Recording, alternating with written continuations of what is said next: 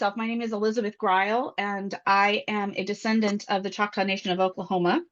My family names are George, Whitehead, and Priest.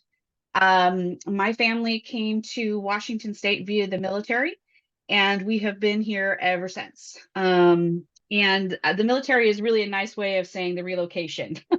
So that's how we got here. That's how we got here, and I have been here ever since. I have grown up in Kitsap County, born in Seattle, raised in Kitsap County, have lived here my whole life, and absolutely love working for the state of Washington and for the tribal communities within Washington State, because this is where I grew up.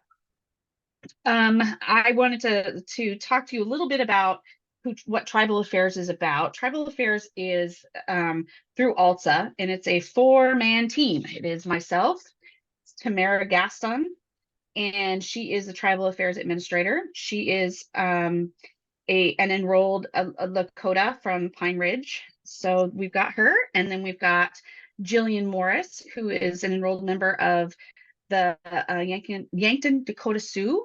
And then we've got Julie Jefferson, who is an enrolled Lummi member here in Washington State. So we are a vast variety of Native folks that are just absolutely thrilled to be working with elders and folks that are in that are folks, DD folks are elders at risk, and we have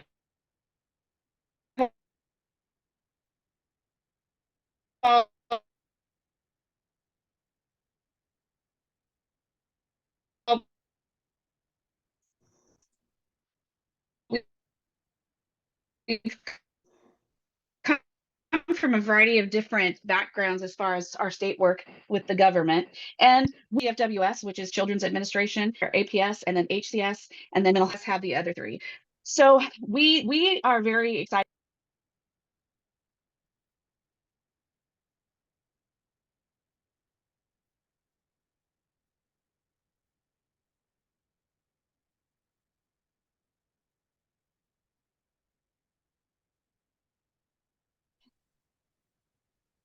Am I back?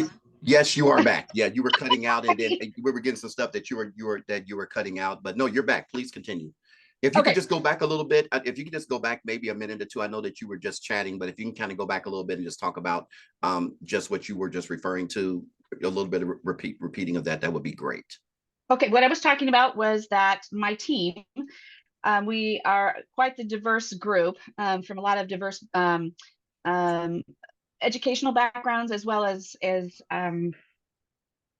work experience, but we're all natives, and we're very proud to have this unit to be represented by Native people. And all of us have a passion for working with elders and people with disabilities, so we're really excited to be here. Each one of us in our team focuses on different programs within ALTSA. For example, my primary focus is health homes, and Jillian's is working with the Money Falls a Person grant, and Julie works with trying to set up case management within with the tribes, as well as a variety of other little things. We've got a lot of little things going on. So for me to be able to iron out what specific jobs we do, I don't think that would be fair, because I don't think I would hit them all. So for me, with health homes, I come into this role having case management experience. I have as well as HCS experience, APS experience, and I found that understanding case management and understanding multiple issues with multiple people has really helped me spread the word about this program.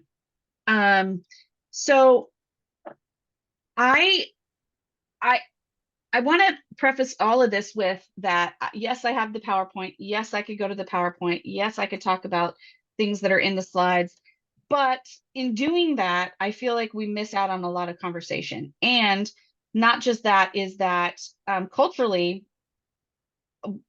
Natives like to chat. And when we chat about stuff, we get a lot more information out than just looking at a screen and having somebody talk at you. So we like to talk with each other to share information. So what I do with health homes is that I go out to tribes and I meet with them directly and discuss the details of the program, such as all of it. I mean, all of it, from leads to CCOs to the HAP, all of it, the tiers, everything.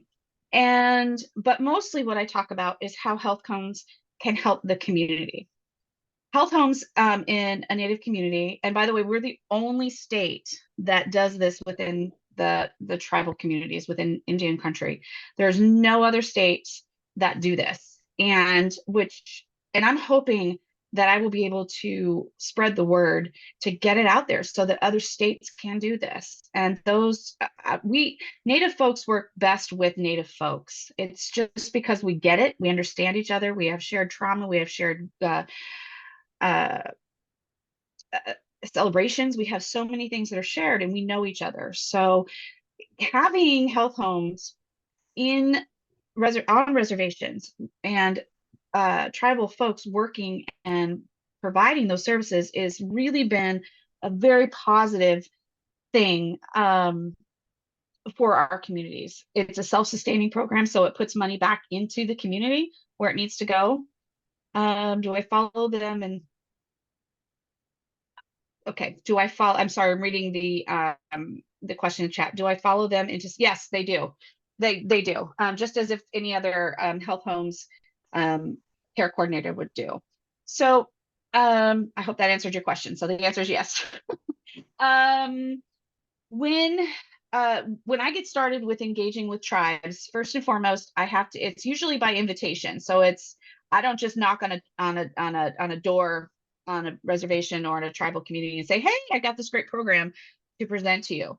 This is where it's they hear about it. I go to health fairs. I go to oh gosh, word of mouth. We all know word of mouth is just if you've been part of a Native community, word of mouth is huge. One person sees it, another person will see it, another person will see it, and so the word gets around.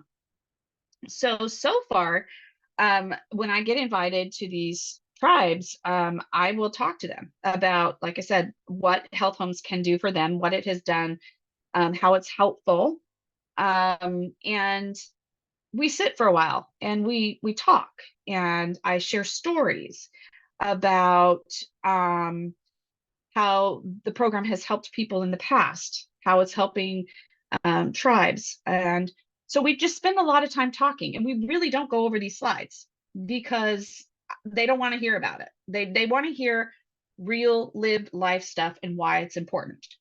So when I say yes, I have these slides, I'm sure some of them aren't even updated. So when Anthony said to me today, can I send them out?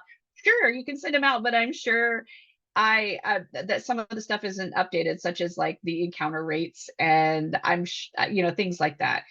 But um, so I will tell you that we have several tribes right now within the state that are doing their own health homes, and they hire their own internal tribal folks that know the community, know the people that go out there and start working. And so those tribes are Lummi. And if I miss one, and if I have somebody here who knows who knows anything, please feel free to speak up. There's Lummi. The very first one was Macaw, and Macaw is a tiny village up at the very point of the state. And Health Homes has helped that community it's immensely. Then we've got, gosh, okay, so now I've lost my train of thought. Lummi, Macaw, Lower Elwha, Lower Elwha, gosh. Okay, the other ones will come to me. Currently, we're working on signing with getting contracts done with several other tribes such as the Ho, the Quileute. Nooksack has been interested. Not so much on the east side of the state. I've been working with most tribes over here because that's just where the word is out right now. But I would be willing to go, and I have gone to the other side of the state. I've talked with Coville. I've talked with Coville.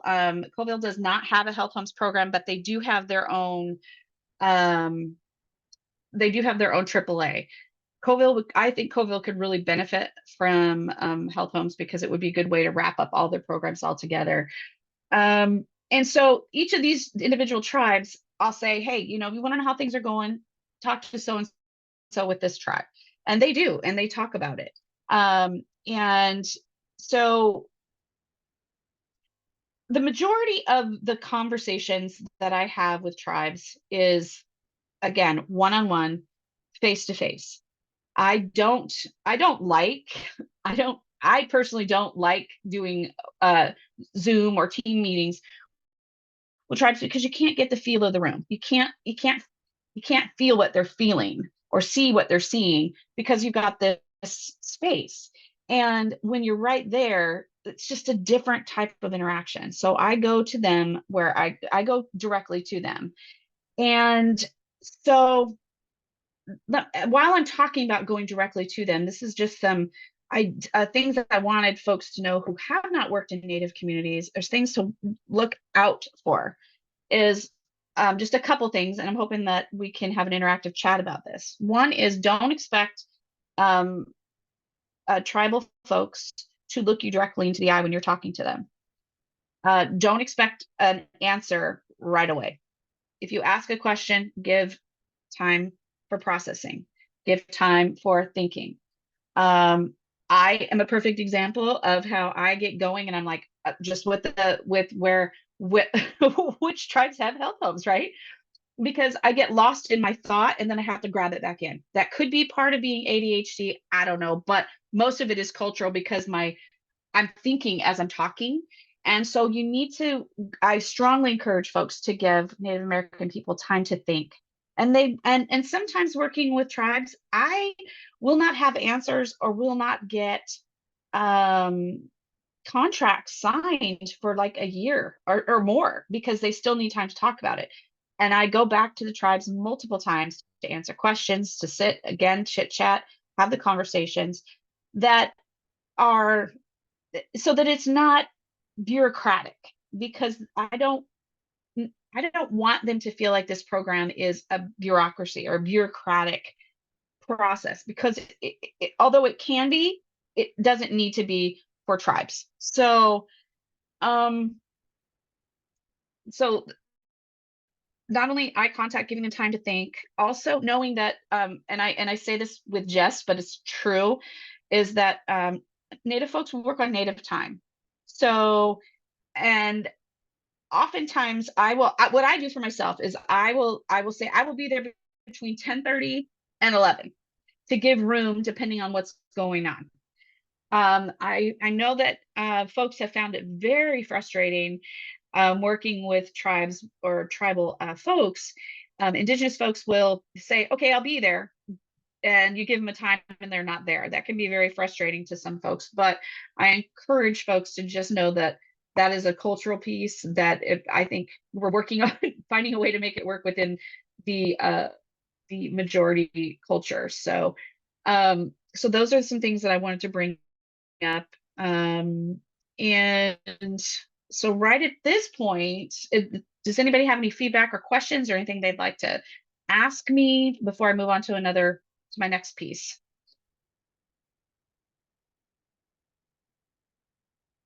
So let me look at the chat really quick. More or less just comments. Yeah, Just a few things here about what about Colville tribes, and yeah, Molly is stating she has quite a few Colville tribal members on her caseload, and she's also a descendant, and where she works yeah. out of Grant Cooley Rural Resources Office. So right on. Mhm.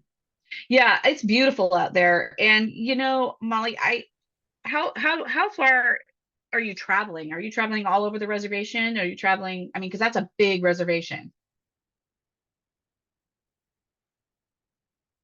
And I know that that's been a conversation that we've been having in several meetings about the travel that's involved with going and seeing folks with health. Yeah, yeah, within health homes. So Molly, yeah, yeah, it's a big reservation, 100 miles. But um, you getting out there and doing that is great, and I think I applaud you for doing that. Okay.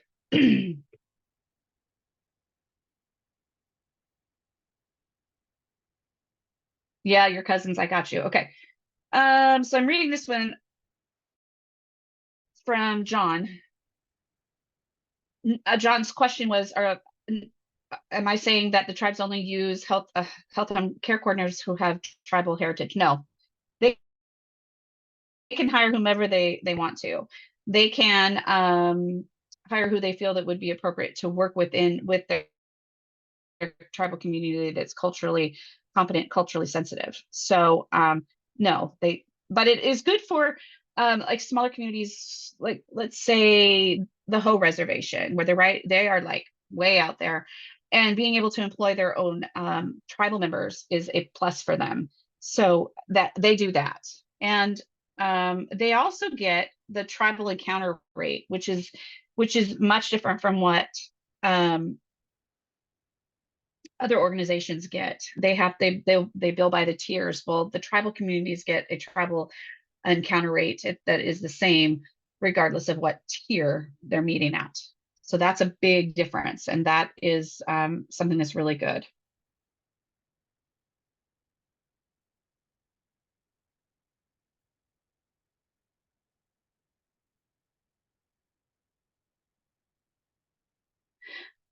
So I want to talk a little bit more about John's question. Made me think a little bit more about the um, the care coordinator. The care coordinator within a Native community, they have the ability to, and Anthony, if you can help me with this, because I know I'm gonna love it up, is that the criteria that is needed to be a care coordinator is pretty outlined pretty clearly within um, state requirements.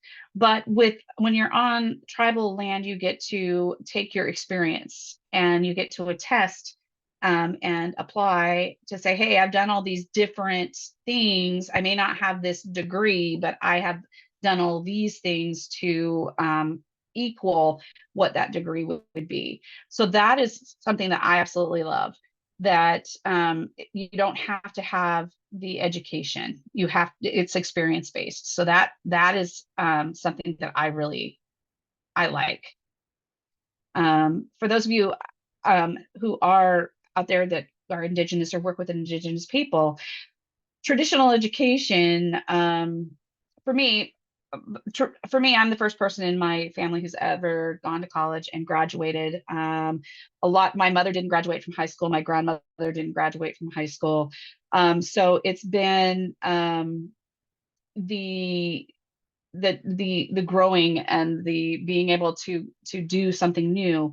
So when you're in a community where you have such trauma, being able to work through that and go and out of that community and get yourself into school is a huge thing. But that doesn't mean that the people that are on the reservation don't know how to care for their folks. That doesn't mean they don't know how to care for their elders or their disabled people, because they do it anyway. Um, we just do it. It's just something that is part of our culture. If grandma needs to come and stay with you, grandma stays with you. You take care of grandma. If grandma needs to have a shower and grandma can't do it, we go and we do it. Um, the formal education isn't something that has been on the forefront for us.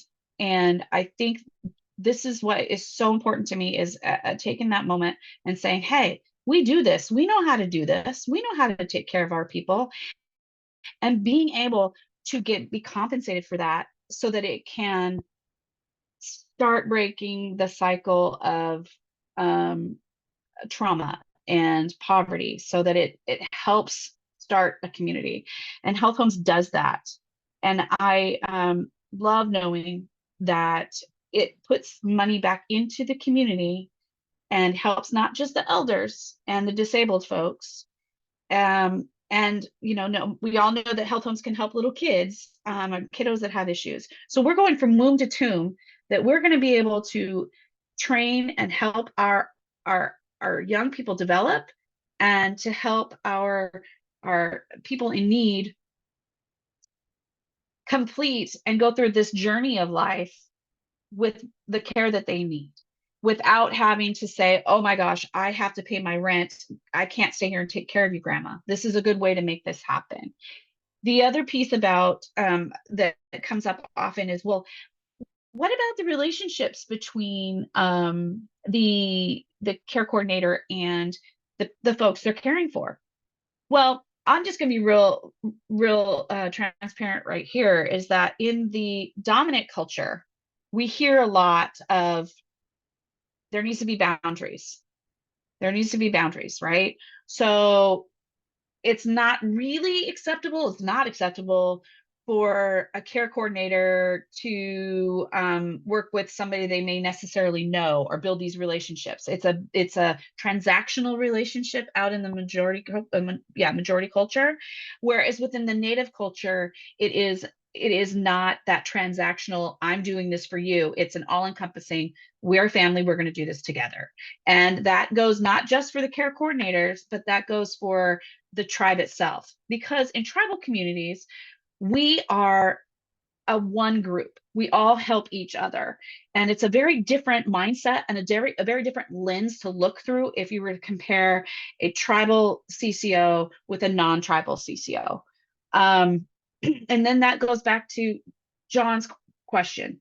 No, you don't have to be a tribal person, but if you get it, if you have like if you're a descendant and you have cousins out there and people that you know that you are family, that's appropriate, because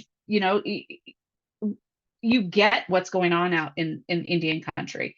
Indian country is so different from what the rest of the world is. And being able to understand and work within your own community and give your community what your community needs, um, and making it work for your specific community, is the beauty of this particular program and how it works within tribes. And it's it strengthens, like I was saying earlier, it strengthens from the ground up. It nourishes the roots of who we are.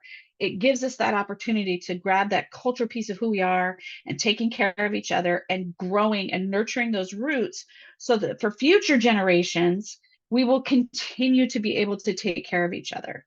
I have often thought that with health homes and a care coordinator, if you get in there and you're really working with your aunties, your cousins, I mean, because we're all related in some way or another, is that the health homes can be a springboard into further education. Health homes can be a springboard into maybe doing work, going into nursing, and even going beyond that, so that this will be an opportunity to show folks, hey, you can do something else. So that's something that I'm real passionate about with this program.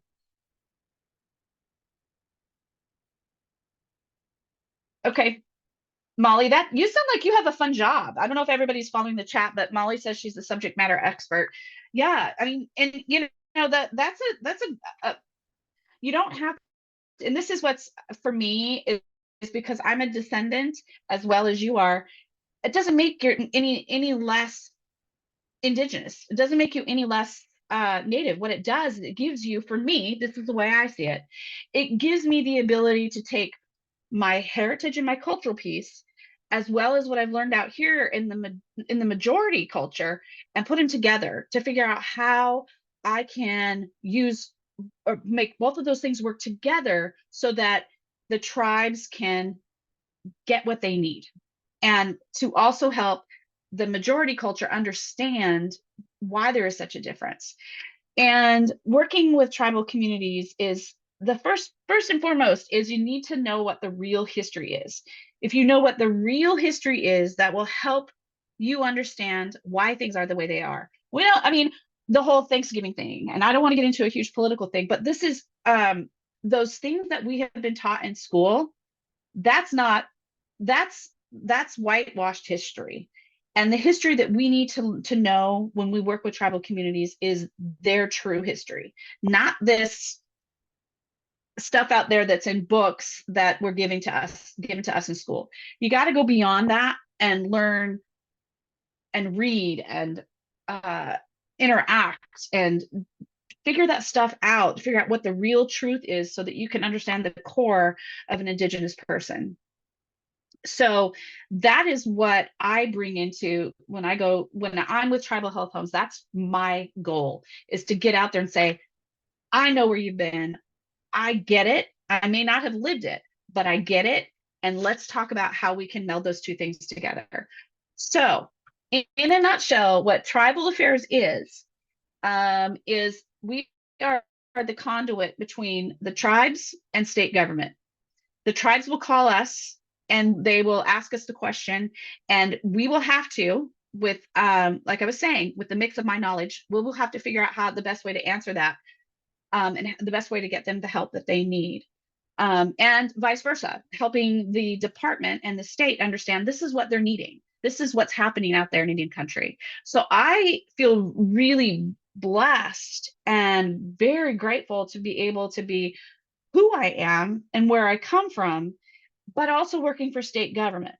I will also say that working for state government has been, there's this there's this uh, belief in Indian country, and I'm hoping that you all are aware of this, is that the government has not always been the best friend to tribal communities.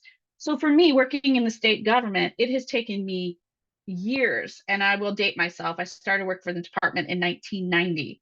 It has taken me years to build relationships with tribal communities, for them to trust that I'm not just a bureaucrat, that I'm not just somebody that's going to come in and say, oh, here you go. Here's something new. This will help you. It's taken me years and through different line or different types of work to build those relationships with tribes. So the question in the chat is, Barbara, have I worked with Chehalis? Yes, we've had conversations, but just as I said earlier, it takes time. They're aware of the program, but I haven't received an invitation to come and speak with them directly about it. But they are aware of the program. I've other tribes in that area are aware of it as well. Um, so the word is getting out there. So I'm more than willing to go out and chit chat with somebody about it and share this information, but I won't do it. I won't do it without invitation. So that is why opportunities like this, sitting down and talking with you all, going to health fairs, going and speaking at tribal tribal summits. I believe this year I'll be when I'll be going to Washington D.C. and sharing this information with the group there. And so while the summit is coming up, by the way, it is going to be June 10th through the 13th. We'll be getting once we get the flyers registration ready. It's going to be, excuse me, in Eastern Washington this year, because we need more representation out in Eastern Washington, so I push it. Eastern Washington, let's get over there. It's going to be at Northern Quest out in Airway Heights, and it is going to be a 2.5-day presentation or seminar where everybody can come. If you are a tribal member or a tribe and you want to get out and you want to be part of this, we offer scholarships for rooms. And then we also have discount codes for anybody else who wants to come. These are really good opportunities for folks in our field to get together, to listen, to hear what's going on within Indian country. So that's coming up. And when that does come up, I will definitely, when the flyer is available to share, I will definitely get that shared, and we'll do that in a variety of different ways. We can do it through when we do our leads meetings, or, and I know we have an in-person meeting. Is it next month? I won't be there, but I can definitely make sure that the in-person meetings, that Anthony will have the information and can share with folks. So that's coming up. And so that's, I'm looking at the time. I actually talked a lot longer than I thought I would. So um, is there any questions for me? So we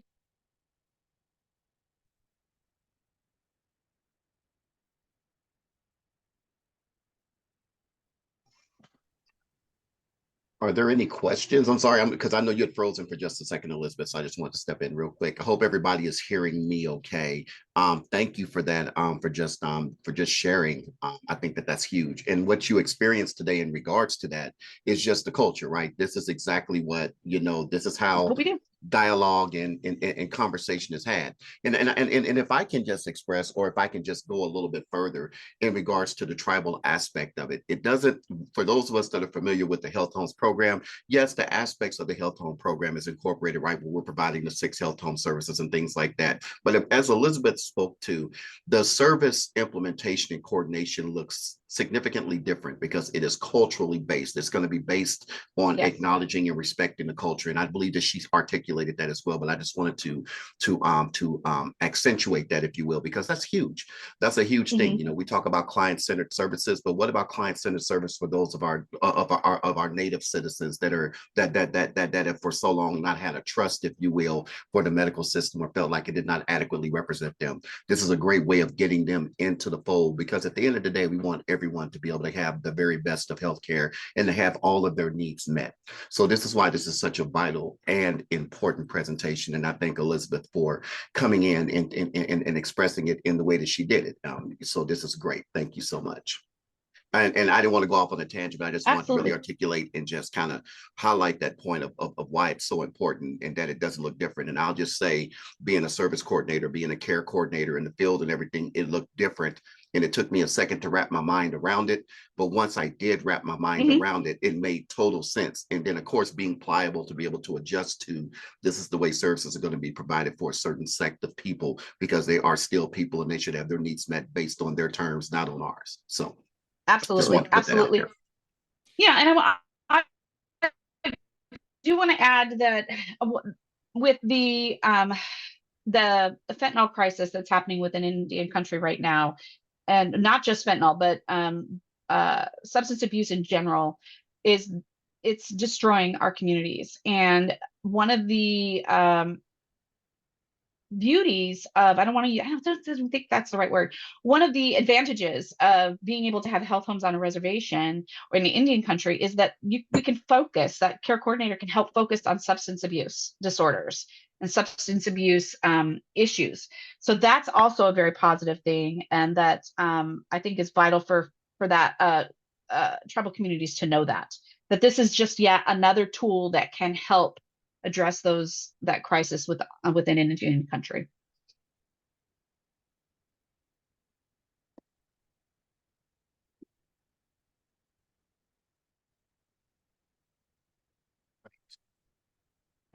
Are there any other questions? Elizabeth, again, thank you so much. And look, I had this nice presentation that you sent me all up on the screen, ready to show it. And you use as my parents used to say, you use nary a one, not nary a one. That's what they say back home in the South. I don't know how they got nary from not. No, because everything that's in there. Yeah, and that's just it. You want to look at that stuff, you can look at it, and because it's the same information you're going to get for regular folks, but it's just it's geared differently for the tribal communities. Absolutely. There was a Liz put in the chat. Yes, I'd hope that these values of centering culture and community and relationship and trust first, and the community actually has a voice in how the program shows up, that this is how we should go about health homes across programs. So I'm curious how much you share how you approach this with health home, federal, state managers internally. So what Liz is saying, and Liz, I don't want to, and if I misinterpret this the wrong way, please forgive me, and please check me, as we would say. But do you Liz, I think what Liz is asking Elizabeth is that, how do you articulate the importance of being culturally competent and sensitive to how this program is implemented to tribes? How do you go about advocating for that within your organization, or dare I say within DSHS, to your higher uppers, if you will, and those policymakers? Well, I'm gonna the state of Washington is very supportive of tribal relations. It is a very, very important issue. So as I'm doing today, I do a lot of this. I do a lot of talking. I do a lot of sharing. I don't stop talking. So I just don't. And not just within, and I feel comfortable going to my leadership and saying, hey, have you thought about this? I feel comfortable going out even on the federal level saying, hey, we need to do more talking about this when we have these big conferences on a federal level. We need to do more talking about this because Washington State has 29 federally recognized tribes. But if I were to really count up how many in the 500s of their federally recognized tribes within this country and within Alaska, it's huge. And so I talk a lot, and I don't have I'm able to blend my ability to know how to know my audience and to have my cultural piece in there. So I'm really blessed to have that. Now, as far as the smaller on a smaller scale, and Anthony can attest to this, is that when we are in our meetings just focused on health home stuff, I bring it up. I don't hesitate. I bring it up. I say, hey, how's this going to affect the tribes? What's this going to look like for the tribal communities? Have we told the tribes about this? Those kind of things. I bring it up. It's my not only my job, but it's like it's my baby. This is my baby. I bring it up because I feel like I'm standing here. I have a voice for this group of folks, and I use it. I'm not afraid to use it. I hope that answered your question. That's well stated, and I can attest to you that if it's going to affect the tribe, Elizabeth's going to bring it up, and we're going to talk about it before that meeting ends. You don't have to worry about an email or subsequent follow up. We're going to address it right then and right there. So yeah, for sure, and that's a good thing. So yes, I hope that answers your question, Liz, and thank you for that. Are there any other comments or any other questions that anyone would like to add before we let Liz go back and all of you go back to the rest of your day? Annie has a question. She says, whom do you suggest we meet with if we have a client that is a tribal member and we need to learn how to offer the best services with respect and other positive directions? That's a very good question. I can't answer that question on a micro level because I don't know where you are at and what your agency looks like. I can, if you called me directly, we could have a conversation and chat about where you're at, what's going on, and I could really give you directions based on that. So that would be my suggestion so that I could help narrow it down a little bit. And let me give you guys, I'll give you my cell phone number if you'd like that. Oh, you're in Kennewick. Okay, yeah, let's just give me a call. Okay, so my phone number, this is my cell phone number. It is 564-201-0694. I will be completely honest with you and tell you that the best way to get a hold of me is through email because I am so busy that that's just the best way. And my email address is elizabeth.greil2@dshs.wa.gov. And I believe it is in that. I know it's in the PowerPoint because I changed it. It's in there. So yeah, and feel free to call and talk to me. And as you can tell, I like to chat. So awesome. And just for the record, that is. And I also have. Oh, go ahead, Elizabeth. That is, I do want to say that I at this point, I want you all to know that it doesn't have to be health homes related. If you have a question about something else that you're thinking, hey, I know this family that's such and such, and if you need some guidance, call me. That's what I'm here to do. And then I can connect you with the right people because I don't want anybody to ever think, oh man, I don't know who to call. Call me. I've worked with the state long enough that if I don't know who you need to talk to, I can figure it out real quick. And health homes, with health homes, there's other programs out there as well that we can connect folks with that when I worked in the field, I didn't even know about, but I know about now because of where I'm at in the organization. So I have lots of information I'd love to share. If there's anything I can do to help, please don't hesitate to call me. In fact, we have some people in the chat that are going to definitely take you up on that, and I would That sounds good. Yes, I would definitely recommend that as well, because one of the things that we train to, one of the things that we train to, and we want our care coordinators to be proficient in, is acknowledging tribal culture, and to be able to know how to meet with the tribe on their terms, and to be able to acknowledge their laws and their sovereignty. So please make sure that you're able Yes. to reach in and to get that information. Barbara Erickson asked, "What is a reasonable time for the tribe to respond?" It depends on your relationship. That's a big question. It depends on your relationship. Um, I will tell you that I have, it really depends on your relationship. That's the best I can say.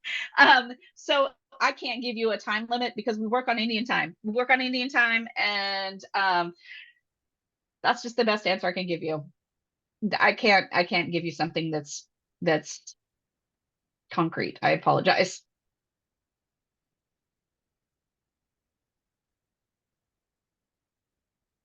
Yes, yep, yep, yeah. I'll just say when they ask that, you're welcome. John asked, what is the connection between tribal healthcare authorities and DSHS? Or what is the Oh, connection between those two entities? that is a very good question. DSHS and the healthcare authority share this program. For like for me, half of my salary is being paid by the healthcare authority. The other part is being paid by DSHS because we work together to build, Anthony, and hopefully you can help me out. We work together to build policies and um, the trainings, and then on my end, I make sure that it gets out there. So if you could add anything else into that, Anthony, if you feel that I'm missing something, it's a Nope. joint operation. Mhm. I think you nailed it. The collaboration, monitoring, and all of those things. I think that you Yes. pretty much nailed it all. Yeah. And it's a very unique relationship. It's It definitely sure one, is. and it's one of those that is delicate, but yet still it's growing and it's prospering based on if I can just use this terminology of from a DSHS standpoint of being open to tribal healthcare authorities, in understanding their culture, their ways, Mhm. understanding the history of what has happened to bring us to this point, and making Mhm. sure that once we have those tribal entities that are engaged and those individuals that are engaged, to make sure it's kind of like Elizabeth said, it's her baby. We hold on to them and do everything we can to make sure that we don't let them go, so that they can get the Yeah. services that they need, because there's a lot of hard work is taking place to build these relationships. And we want to make sure that we honor them and honor the culture, most importantly, in the process of providing services. Mhm.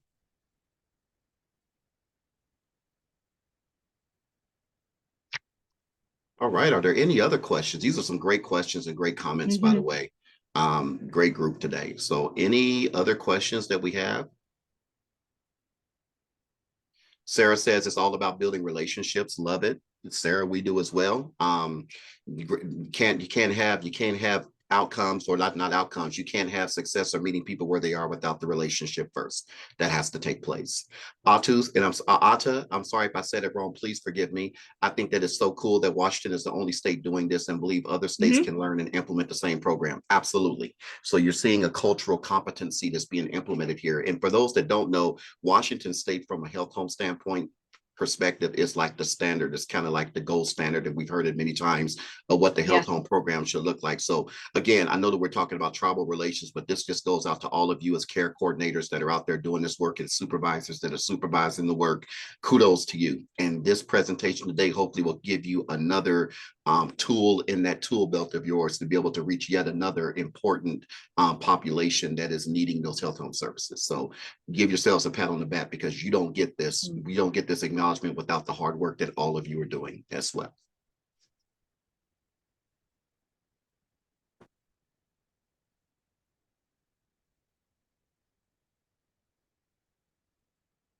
Any other questions, final questions or comments? Again, we want to thank Elizabeth for being here today, and thank you for your presentation in your own. I really appreciate the way you presented today. I know that many of us we're used to the PowerPoints. And by the way, FYI, everybody, I'm going to send the PowerPoints out to you. You will not be cheated from getting the PowerPoints. You're going to get them. I know somebody like, you're going to give me the PowerPoints. You better get, yep, you're going to get them. So we're going to make sure we get those to you, okay? And then, yes, we love the native way, right? So we love Yes. how it went down. So thank you all so very much for being here. Mhm. Thank you again, Elizabeth. We so appreciate you. And be looking for an email from me later on, Elizabeth, as well, with the attendance record. And all of you will be receiving a copy of this presentation. So if there's not anything else, I bid you all adieu. Have a great rest of your Thursday, and we look forward to seeing you next month. Bye, everybody. Thank you, and feel free to reach out. Thank you all. Bye-bye.